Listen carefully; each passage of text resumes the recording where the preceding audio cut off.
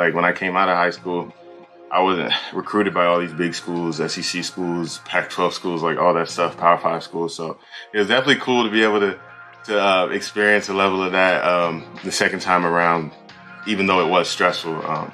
I'm blessed, honestly. And like I said before, I just got to thank God for all that. Um, and with all that being said, let me not beat around the bush too much more. I'll be spending my last collegiate season at the University of Mississippi, man. Ole Miss.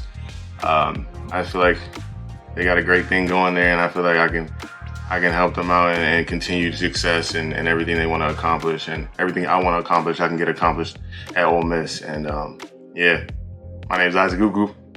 I'm going to Ole Miss. Hotty, baby. That is Isaac Ukwu, host of the Off Schedule podcast, on his own show, announcing his commitment. That is what I'm talking about, taking your message and controlling it. And Isaac joins me and Max Olson now. Isaac, you spent the past 5 seasons at James Madison. You entered the transfer portal this spring. You've just emerged as an Ole Miss Rebel. How's it feel? It feels good for sure. It feels like a weight is lifted off my shoulders because, this whole transfer portal process has been pretty stressful with coaches hitting you up constantly. People always asking, oh, where you're going? Oh, what's going on? How you doing? But yeah, it's definitely a relief, and I'm excited now because I can get back to what I actually love doing, which is the football part of it, and not have to worry about all the recruiting and all that. That's a lot of relationships to work through at one time there. I imagine, Isaac, when you went in the portal on April 25th, I think by the end of that day, you tweeted out 8 offers. Just how crazy was that from the morning that your name is officially in there and your phone is just blowing up? Yeah, I hadn't experienced anything like that in my life before. Like it was. I was wondering how everyone even got my cell phone number, honestly, because some teams would DM me and then ask, oh, for my cell phone number, and then they text me like 5 minutes later. So I'm like, oh, okay, that makes sense. But some schools just text me out the blue and just had my number, and it was definitely crazy. Like my phone didn't rest from like 10 in the morning till 10 at night. It was just constant buzzing, communication, Twitter, Instagram, text messages. It was really crazy. So you're an edge rusher, and Max and I have talked a ton on this show about that is not an abundant thing in the portal. Mm-hmm. Offensive linemen, D tackles, edge rushers, that the big people who are accomplished in college do not tend to end up in the portal. So how did you decide, all right, instead of playing my last year at JMU, I'm going to take a chance on this? Did you have an idea that something like this was going to happen, or was the level of offers you got surprising? I had an idea that I would have somewhere to go. I didn't know it was going to be this crazy with all the schools that hit me up, like SEC schools and all that. I was honestly, before I went in the portal, I was thinking I was going to end up at like an ACC school or a local school like a UVA or a UMD or a school like that. So when I started getting offers from all over the country, I was pleasantly surprised. I know I'm a good player, but sometimes it's you got to see it actually come through for you to actually believe it's going to happen. Because it is a lot of risk that goes with hopping into the transfer portal, and I definitely was worried, even though I know how good of a player I am. It's just always weird when you're putting yourself out there and risking your chances.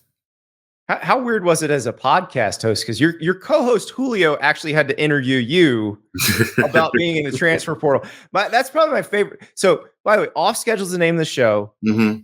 Go watch on YouTube, subscribe, like, comment, all that. Yeah, for sure. For this show, and they do some great shows. You do shows with other athletes at JMU, and obviously, I imagine that the universe expands now, but Julio is trying so hard in that episode to not just be like, so what kind of NIL deals you get? Yeah. That's the Nah, that's what a lot of people be asking me. They're like, oh, how much money are they giving you? Oh, is the money the reason you're going there and all that stuff? I'm like, honestly, it's not. The money isn't the reason because, I can make a lot more money in the league than in college. So, I really just try to make a decision based on what school I thought was the best fit for me. But Julio definitely was definitely trying to get a pocket watch, and then he just exactly. He was just trying to get some clicks. Honestly, that's how Julio be. It worked. I clicked. That had to be interesting though, Isaac, is you go take the visits and you talk to these coaches and stuff. Like, I'm sure the whole time you're trying to feel out, like, how does the NIL part work? How does the collectives part of this work and stuff like that? Like, how is just like trying to understand what your value is in that, and even just like how that actually goes.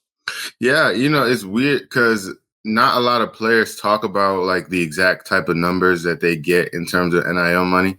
So you're really going in there blind most of the time to what your value would be in the market. And then one thing that helped me was that one of my old teammates, Tuck, he's been helping me a lot with the process and being able to know what like the type of value that players will be getting, because he transferred to Texas last offseason, and being able to see him go through that process and see the type of things that he was going through with the different schools and the NIL and things like that. It gave me a better scope of how to go about it. I always feel weird asking people for not, I mean, you're not really asking people for money, but when it comes to money, everything gets a little like weird, you know what I mean? So it definitely was a little bit awkward. I haven't had to do it in that respect, but Max and I have both had to do it, getting jobs, changing jobs. It doesn't ever stop being weird. It really doesn't. And I'm with you. It's the strangest thing in the world. And it's interesting what you said about guys don't talk about specifics. That's similar to the real world. Unless you have somebody who's just a big mouth and is like, I make this. Like, you don't really know what your coworkers make. True. Yeah. Well, you got Max, what do you make? Max, what do you make? Cut this. Well, Isaac, you had another teammate, Juice Wells, go in the portal last year too, and go to South Carolina and have a great year, and now one of the best receivers in the SEC. So I'm sure there's also that, like, I'm sure you're trying to figure out, if you go have a big year, like, how much can you earn versus like how much are they just supposed to give you? I imagine, it's weird because you would think that getting paid would be based off what you've done at that school up to that point. Like, usually I would assume if you were a player who had multiple years, you would come in and then based on how you perform, that would dictate how you're getting paid. But a lot of times with the portal now, and the way that a lot of people are getting 1-year guys who played at other schools and produce at other schools, you're kind of guessing that the guy will be able to be worth whatever amount you're trying to give them. So that's really the line you're trying to teeter on. How do you overpay a guy, or do you give a guy this much? And then when you have other schools coming into it as well, you're like, oh, do I have to outbid another school and stuff like that? And I'm sure you're thinking theoretically, how this goes, but when you're actually in it, I'm sure that was just nuts. Yeah, it was crazy because it's funny because like it's like the type of money you haven't seen before. Like, type of money I've never seen before. So when they tell you, you're like, oh wow, okay, and then you have to like kind of bring yourself down and remember, like, oh, it's about the football. It's not really about the money aspect, because you can make a lot of money wherever you go, but going to the league is where you're going to get the most money and maximize the most of your value. So you got to keep the main thing, and that's the football. Is that something that 23-year-old you understands better than 18-year-old you would have? Yeah, for sure. I mean, 18-year-old me, you show me any type of money, and I would have been like, oh yeah, I'm coming to your school. Like, it would have been like, whoever gives me the most money, I'll just go wherever. So, I don't envy the younger guys coming in when it comes to that aspect of it. So you were recruited by some Ivy League schools, and then looked at Coastal Carolina. What made you decide on JMU when you picked it? You're out of Maryland, same year as Chase Young, out of Maryland. Yeah. So JMU, I felt like was my best opportunity football wise. And then also I really resonated a lot with the people and the environment at JMU, so the Ivy League schools, that was really like, cause like I do take academics seriously, but that was really more, I would say my parents' dream was for me to go to an Ivy League school.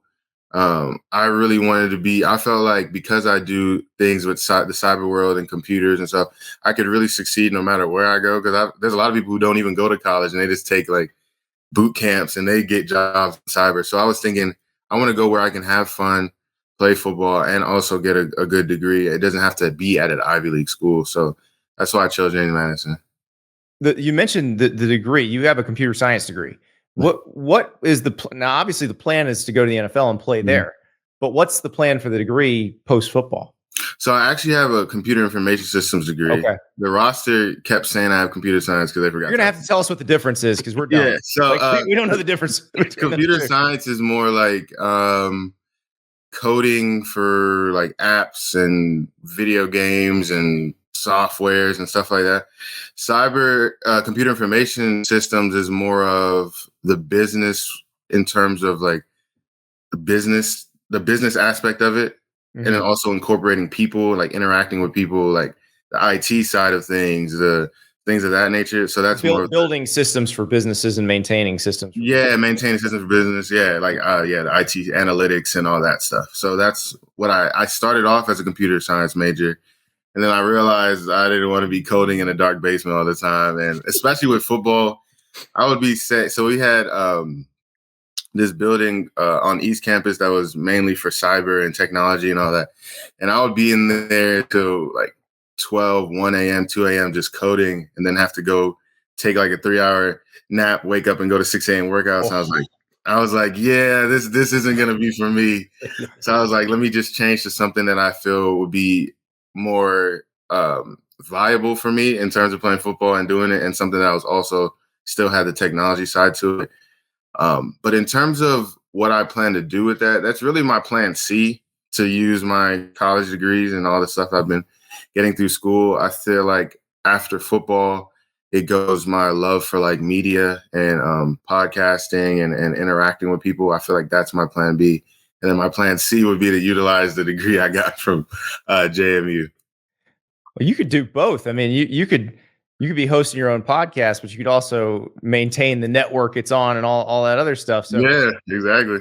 You got a lot more tools in the belt than I think I probably had coming out of college. So, but so you enter the portal. All of these offers come rolling in. You got to decide, how do you narrow this down? And how much? How much time did you even have to narrow it down? I didn't have a lot of time, honestly, because I forgot what the exact week. I think it was like 4 weeks ago when I hopped in the portal. Mm-hmm. Yep. And but I think it was like it was either Monday, Tuesday, something like that. And then by that, all the teams that were hitting me up were like, "Oh, we want you to come in on Friday to visit." So it was like every coach was asking, "You got any visits set up yet?" And I had to tell everyone. I was like, "Oh no, I didn't." Because I was going from phone call to phone call, and I was telling every coach, "Oh no, I haven't solidified. And then, and I didn't have any time to sit down and look at them until about like midway through the next day. That's when I sat down and I was looking at these schools, and I was like, okay, so what schools am I going to go to? Very quickly, the SEC schools rose to the top in terms of what I'm trying to get done and how successful they've been in the draft. Like they led the draft and picks for like the last 17 years or something crazy like that. So very quickly, the SEC rose to the top. And I kind of went from there and chose different weekends for like Auburn, Ole Miss, and Missouri. So Auburn was the first visit. Mm-hmm. And I remember you're telling Julio about this on the episode. And you said it's basically like a cheat code, the facilities where the cryo chambers, human car wash, and I was laughing because you said it's like an NFL facility, and I want to be like, no, it's actually better than most NFL facilities. Yeah, when I saw some of the stuff that they had, it was outrageous. It makes me wonder, like, how. So now I really see, like, when some of these schools get upset by like FCS schools, I'm like, there's no reason at all that should be happening. Like the amount of like getting 3 meals a day catered to you, the weightlifting rooms, the staff, the amount of dedicated staff to only football, it's outrageous. The facilities, like Auburn had like 3 locker rooms Like JMU, we got one locker room. So it's like all this stuff they had. And I was joking with some of the coaches. I was telling them, y'all just have too much money because y'all are getting stuff that you don't even really need. Y'all just getting them. It had like Gatorade water fountains, stuff like. I was like, this is it's outrageous. But yeah, it's cheating. All the stuff they have. I've been there from a freshman. There's no reason I shouldn't be like 2% body fat walking around at 280 pounds, like just a straight animal. Like it's crazy. Oh my God. So you do Auburn, Ole Miss, Missouri. Is that the order of the visits? Yeah. And my favorite thing you said on that show about those visits was you think you gained 5 pounds on every visit. Mm-hmm. That has not changed over those SEC schools or all in the Big Ten schools the same way. Like when they get you on a visit, they are shoving food. The whining and dining's had to be unbelievable. So much food. Like you eat breakfast and then 4 hours later it's lunch and then 4 hours later it's dinner. It's just constant food all the time, and it's like a lot of food, all from restaurants. Eating out. What was the best meal you had in the 3 visits? The best meal, man, that's tough. I would say the breakfast at Auburn the second day. So I came in Friday night, and then on Saturday morning, that breakfast at Auburn, I think it was a place called Lucy's. I would say that was the best meal because their chicken and waffles was very good. Like that was the best meal for sure. Is that weird at dinner? Are you like looking at the menu and you're trying to figure out like what's the appropriate steak to get? And I assume they're like egging you on into getting like the craziest order possible. Yeah, I've always been taught to where even if someone is paying for you, you don't go over the top and try and get all the extra stuff. But it's weird because they're encouraging you to do that. They're like, yeah, get the Wagyu, get the T-bone, get the porterhouse, all that stuff. And I'm like, I just don't feel comfortable getting the most expensive steak on the menu. Like I had a big lunch today. Big breakfast. It's tough. When I see some of those prices, I'm talking $70 for a steak. I'm like, man, and I was talking to the coaches. I was joking with them. I'm like, you guys go on these dinners like every weekend because you're always bringing in recruits. I'm like, I can't believe you guys aren't like 300 pounds right now. They get desensitized to it though.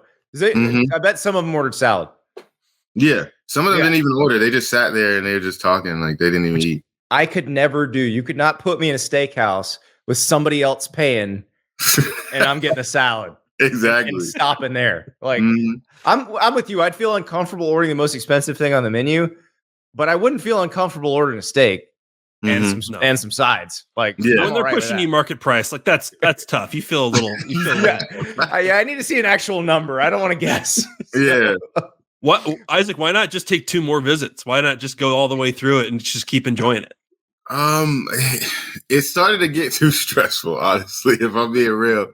The way the coaches, I mean, I understand they want you on their team, but they're going after you hard, and it's like constantly. I wasn't getting anything done outside of the recruitment because of how constant it was on my mind and all this stuff. So I started seeing like my production in terms of my podcast taking a hit and other aspects of my life. So I was like, I feel like I shouldn't just take visits just to take visits. I knew that I wanted to play in the SEC, and those were the 3 teams in the SEC that I had offers from. So I was like, there's no reason in wasting any of the other coaches' time or wasting my own time taking visits to other schools. Look at the dedication to podcasting. That's incredible. That really is it. Like the way to be successful as a podcaster is keep making podcasts. Like don't stop. Everybody tails off after a while. But so Ole Miss is the pick. What was it about Ole Miss, Oxford, the coaching staff that made you decide that's the place? Yeah. It's interesting because you're not coming in for a long time. So I knew I was coming in for 7 months. Here for a good time, not for a long time. Yeah, exactly. So when I was looking at, I feel like the location didn't even really matter to me that much because I can be anywhere for 6 months. I can be anywhere for 7 months. Obviously, and all the schools were far from home. So that didn't really play a factor either. I would say the biggest thing was just the football. I've seen their success in recent history with Coach Kiffin, and then also bringing in Coach Golding and seeing the defense he was able to run at Alabama. Not even just the players exactly themselves, but the scheme and how I saw that scheme attributing to my versatility for the next level. I feel like that was the main thing that drew me to Ole Miss, like talking with Coach Golding and what he was able to showcase in terms of how I would fit into the defense. You're kind of what they call the jack linebacker, right? Yeah, exactly. Yeah. So it's edge, but not all edge, right? There's a chance you might do a couple other things. Mm-hmm. Yeah, exactly. So Jameet Juice Kiffin, does Lane, how does Lane put on a recruiting visit for a portal guy? How does the portal king handle that? Honestly, he was very straight up and straightforward with the situation and their need for players at the jack linebacker position and what I would be able to do at Ole Miss. Like, it wasn't nothing really fluff because I had told them, I was like, I'm not into all that extra stuff with the extra antics and all that, because it's really just a business decision for me. Man, if I was a high school senior, then yeah, I'd want to see all the extra stuff. But I just wanted to know how I would fit into the defense and how it would be able to make me more successful as well as make the team more successful. So that's really the pitch he just gave me. I'm just imagining that you're telling him this and you leave the room and he opens another door and the whole Ole Miss band is behind the door and they're like, he didn't really want the bells and whistles, guys. You can go home now. Yeah, no, that would have been, but that's something off a TV show. Did he like, after you left, did he stay on you till you committed? Was it Golding? Like, kind of how much did those guys really hustle to get you committed? So yeah, Golding and Joyner were really on me constantly. And then once I went to Missouri and came back, that's when Coach Kiffin really started hitting me up a lot more. And he was like, I guess because, at that point he knew my decision was coming soon. So he really wanted to make sure that they were going to get me. But I would say the majority of my recruitment was Coach Golding. He was the one who was hitting me up day in and day out, asking me how I was doing and how the process was going and when I was thinking of making a decision and stuff like that, and just selling Ole Miss. Did you have your own deadline for making a decision, or was that something the schools were like, hey, we kind of need to know here? Mm-hmm. I had multiple deadlines that continuously got pushed back over and over and over. And then Friday, he does have a future in media. Okay, look at this guy. Exactly. Listen, he's just like it's gonna get done. It's all in my head. I'm gonna get it done. I'm just gonna need one more day. Exactly. I've never told that to an editor ever. But and then I made my own hard deadline for Friday. I was like, I gotta pick a school. Like, I have to. I can't keep beating around the bush, everything. I think one of the issues with how I handle the recruiting process is that I feel like I talk to too many people too often. Like, I talk to, not like outside of football, but in terms of the schools. Like, I was talking to Auburn, Missouri, and Ole Miss daily, like to different coaches daily. And, when you they're like master salesmen, master recruiters. So you give them an opportunity. It's almost like an alley-oop for a dunk. You talk to them about something that you have questions about, and all of a sudden it's magically been solved in a 5-minute conversation. So, and it just went from back and forth, different coaches explaining, oh yeah, I see your reservations with that, but also this. So like, it went back and forth between coach and coach. So every school seemed like the best option. So I really just had to, I had to go zero dark 30. I just had to cut off all communication. I just told them, I got all the information I need on the schools.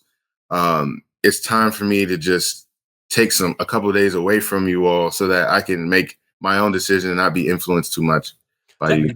That has to be hard too when you're going through it and you're starting to set the visits and stuff. Like, at some point, you kind of can't have any new ones come into the picture, right? Like, exactly. Actually, like, hey, I can't talk to, like, I'm sure in the first few days you're wondering who else is going to pop up in the DMs and start recruiting me and who's going to really make a big push. But at some point, you kind of have to close the door on some people, I'm sure. Yeah, for sure. There's a bunch of schools who I didn't even, because I was posting my offers on Twitter. There's a good number of schools who were calling me and offering me that I just didn't even post. And I was like, at this point, I'm too far gone in the process, which is crazy when you're like 2 weeks in, but it's like, I'm too far gone. I just can't, I can't even open that up. It'll just scramble my mind even more. So when you go 0 to dark 30, do you do the old school pro and con list? Do you pray? How do you ultimately make the decision? Yeah, so it was all that. So I made pros and cons lists. I prayed about it. I was flipping coins. I was doing random, random number generators. And I know it's crazy, right? It was just 18. That's Archie Manning's number. Ole Miss it is. That's great. That's how neck and neck it was between all three schools. Honestly, it was something where I was teetering back and forth between the schools. I mean, if you ask the coaches, you'll know, because I was telling them straight up. I was like, yeah, there's not that much differentiating all the three schools, and that's why it's been taking me so long. I'm trying to decide what things I can use to differentiate the schools. And so that's what I was doing, praying about it. Talking to my mom, she was praying about it. My mom couldn't sleep just like me. She was telling me all the time. She was like, she couldn't sleep because how stressed she was about me making the decision. But I told myself. Did she go on the visits with you? She went to Missouri and she went to Auburn. Okay. So ironically, she didn't go to the school that I ended up picking. Exactly. You're like, I promise it's good. You'll like it. Nah, and that was another thing that showed why I should go to Ole Miss. Like, she didn't even go on that visit, but based on the things I was telling her and the things my brother and sister went with me to Ole Miss, the things they were telling her, she really liked the school. And that was saying a lot given the fact that she didn't go there. So, but yeah, I gave myself that hard deadline on Friday. I made a decision Thursday night and I slept on it, woke up, and then I let the coaches know and then I announced it. I like that, the sleeping on it. That's so key when you make a big decision, because do you feel the same way that morning as you did the night before? Exactly. And so you woke up and you're like, yep, still there. Still good. Exactly. Who do you call? Is it Coach Golding? Is it Coach Kiffin? So I called Coach Golding first, and then I called Coach Kiffin, and then I spoke with Coach Joyner. And then after that, I called Coach Freeze, and then I called Coach Drinkowitz, and I let them know that I wasn't going to their schools. And then, because I didn't want to just post the episode without letting them know and they'd be blindsided or anything like that. So yeah, that was the order it went in. So before we started recording, we were talking about, Max and I were trying to figure out which Oxford restaurant is going to sponsor your podcast, because we've been watching. We know you guys have been looking for a sponsor. You're still new. All right, let me here it is. I think, given what you told us about Lucy's, because you enjoyed Lucy's, and maybe Ole Miss already took you to this place. I don't know. Big Bad Breakfast in Oxford. Oh, no, they didn't take me there. They got chicken and waffles, yes, but they also have biscuits and tomato gravy. Tomato gravy sounds a little weird, but I promise it's amazing. And then they also have something called the mother of all biscuits. I've eaten this, but I am now reading. I'm going to read you off the menu what this is. Crispy fried dill chicken thigh and cheddar cheese on a buttermilk biscuit served with Swiss side. We recommend hot sauce. Like, this is, I'm telling you, and then get some gravy with it. Yeah. Okay. Yeah. I mean, if they want to sponsor the podcast, I'll definitely go try it out and see how it is. Let's go. Big Bad Breakfast, Big Bad Podcast. You could just go do video restaurant, tour reviews on the feed and kind of once again just ultimately choose who your sponsor is going to be. Or they like you and they're like, oh, this is our guy. That's how it works. And that's the best relationship between a podcaster and an advertiser is it's got to be the relationship has to be natural and real. It's like It's like when I do the Peloton reads because I love Peloton, and it just comes through. It's from the heart. Exactly. The fans can see through it if it isn't real, man. So you got to be genuinely connected to the product that you're selling. How did you get into the podcasting? So when I was I don't even know what year. So this was like the COVID year, I think. I had already done YouTube back in high school. I had like a gaming channel that I was making videos on back in the day when I was younger. So I already knew that YouTube was something I wanted to do, but then it really took a backseat when I started getting serious into football.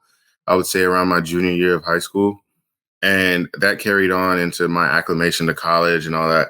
But then during COVID, we had a lot of free time. So I was like, oh, let me get back into making videos on YouTube, and I was thinking about what I wanted to do, and podcasts were getting really big during that time. So I was like, okay, let me try podcasting, because I always used to say, me and my teammates, we had great conversations.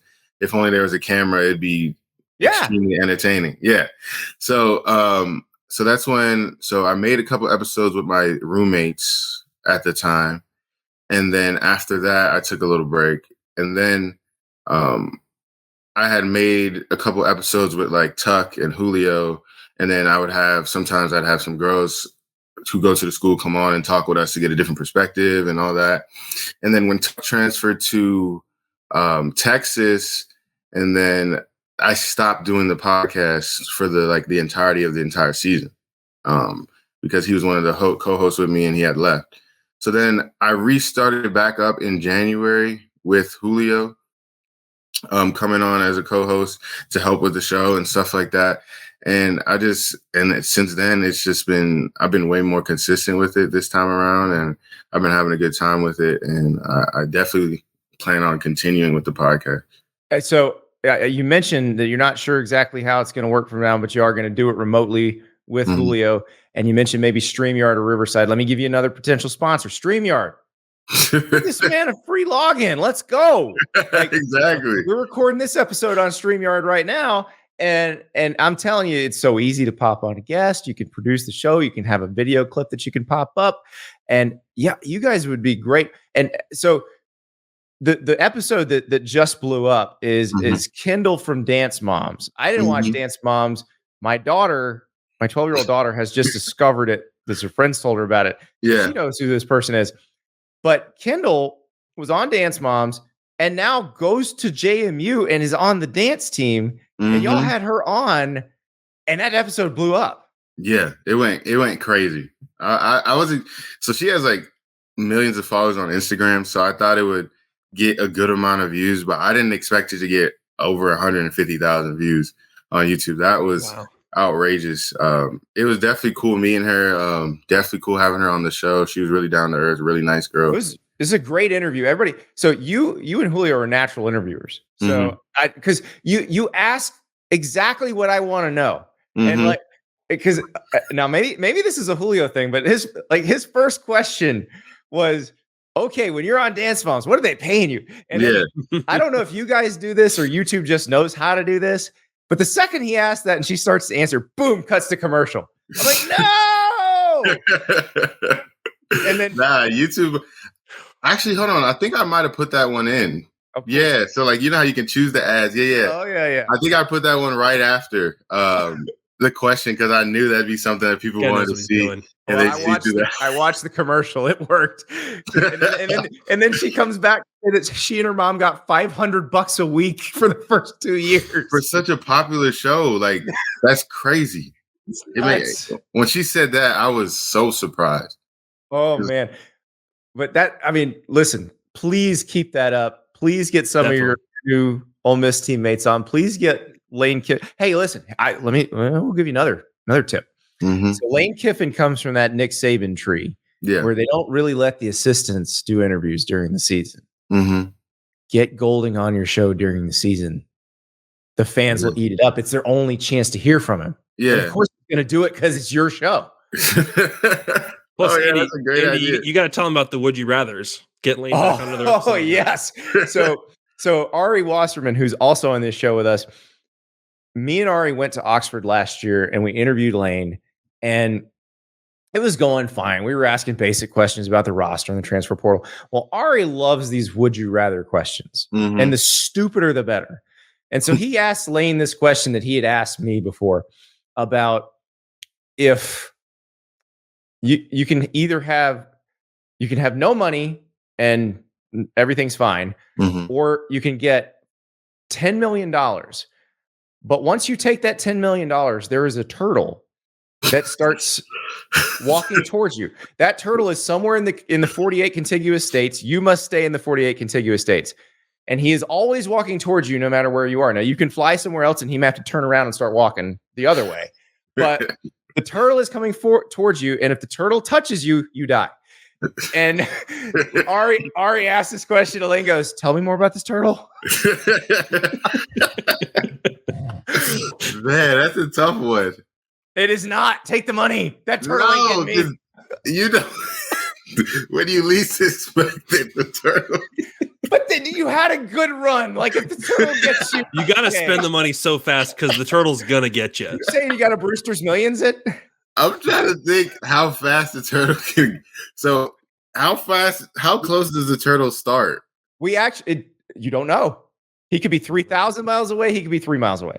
We did the math on this, like turtle walking speed. So we tried to figure out if he had to walk across the country. He'd get there, but it'd take him. I mean, and you would ultimately 3 miles an hour. They say you get the PJ, right? You get the PJ and you try to fly over it. You would get tired of that life, right? You'd want to be back down on Earth. Listen, $10 million. If you're booking your own private jets, your $10 million is not going to last very long. Exactly, man. That turtle. I just think so. Maybe I would get a place in Maine, a place in Florida, a place in San Diego, and a place in Seattle, and I just constant hop. Yeah, and you got to think like how far you got to consider how far is he getting to Maine before you leave, because he could be in the middle and you just leaving for no reason. That's right. I want him like I'm in Augusta. I want him in Kennebunkport, and I fly to San Diego, and now he's got to turn around. Okay, yeah, that makes sense. That'll be the smartest. That gives me like another year. Close enough. Yes. You do some data collection for a little while on the turtle to kind of figure out what the life. But that's the trick. You never know with the turtle. He's a very serious turtle. Can he get on a train? Yeah. Oh, can he get on a train? No, the turtle does not carry cash. He does not have a credit card. The turtle might just climb into somebody's truck and just hop a ride all the way to the turtle is getting determined at some point for that sure. Is a diabolical turtle. Good Lord. Because that's his entire life. The twist is once he touches you, he gets the 10 million and you die. So that turtle gets $10 million. He becomes a human and gets You didn't know the turtle was actually a human in a turtle's body. I did ask if it was a Ninja Turtle. That was my first question when Ari. Oh, if they can stand him on two legs, it's over. Yeah, it's done. Now forget it. It's done. If it's a Ninja Turtle, it's over because he likes pizza and he can use nunchucks. I have no shot. But so ask Lane about that the next time you see him. Hey, remember those two idiots that came last year and asked you about the turtle? I'm gonna ask him about that. There's another one that we asked him. That's another one of Ari's favorites that he can't believe I answer the way I answer. Would you take, and the thing is with Lane, none of this works because Lane wouldn't take the money because he's already got the money. Mm-hmm. So, but would you take $10 million if there was a 5% chance every day that you would wake up covered in peanut butter? And I said yes, and I would have a room that I could hose down. And a 5% chance that you wake up with. What is that? So if you 1 in 20. 1 in 20. 1 in 20. And is that for if you're 365 days? Let me see. Let me get my calculator now. We're a Bad at Math podcast officially. So you're going to have to use your calculator on this. So 18 days out of the year, you're waking up covered in peanut butter. Exactly. And if I have a room that I'm capable of hosing down, I'm good with that. I think I would take that. Thank you. I think I would take that. Lane wouldn't take it. If you take the percentage up, it gets a little bit tougher for me. But I think you're right. You could build a room, Andy, that you could account for. Exactly. I think so too. Isaac, we have now ventured into the completely ridiculous, but hopefully giving you some ideas for questions for your show. Oh, yeah, for sure. Tell everybody how to find your show. So you can find my show on YouTube at the Off Schedule Podcast on YouTube. You can also follow us on Instagram, Off Schedule Podcast as well. You can follow me on Instagram, Isaac Ukwu, ISAACUKWU. I post reels and clips from the podcast on both Instagram accounts. And then also we post shorts on YouTube with content from the podcast. But yeah, just find us Off Schedule Podcast on YouTube. Awesome. Everybody go listen, subscribe, and watch the Student Sack Quarterbacks at Ole Miss. Thank you so much, Isaac. For sure, man. Thank you guys for having me.